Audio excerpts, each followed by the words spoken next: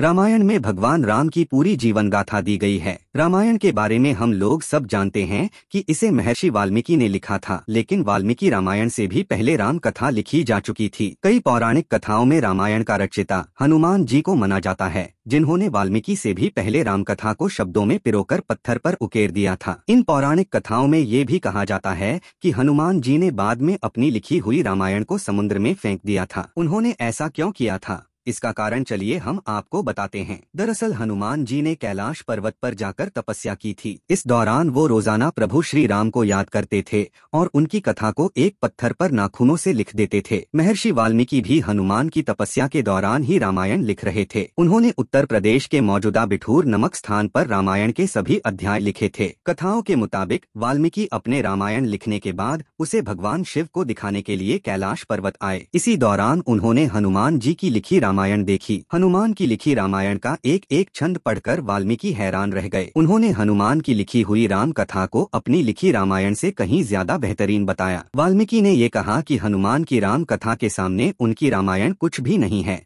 कथाओं के मुताबिक इतना कहते समय वाल्मीकि की आंखों में आंसू आ गए। वाल्मीकि के आंखों में आंसू देखकर हनुमान बेहद दुखी हो गए। उन्होंने वाल्मीकि की रामायण को बेहद सरल भाषा में लिखी हुई बताकर उनकी प्रशंसा की। हनुमान ने वाल्मीकि की प्रशंसा करने के बाद अपनी राम कथा उठाकर समुद्र में विसर्जित कर दी। ये सब देखकर वाल्मीकि हैरान रह गए और उन्होंने हनुमान से इसका कारण पूछा। हनुमान ने कहा कि समाज का कल्याण तभी हो सकता है जब समाज राम कथा पढ़ सके। मेरी राम कथा से ज्यादा आसान संस्कृत में वाल्मीकि ने रामायण लिखी है, इस कारण उनकी रामायण ही दुनिया को दिखनी चाहिए।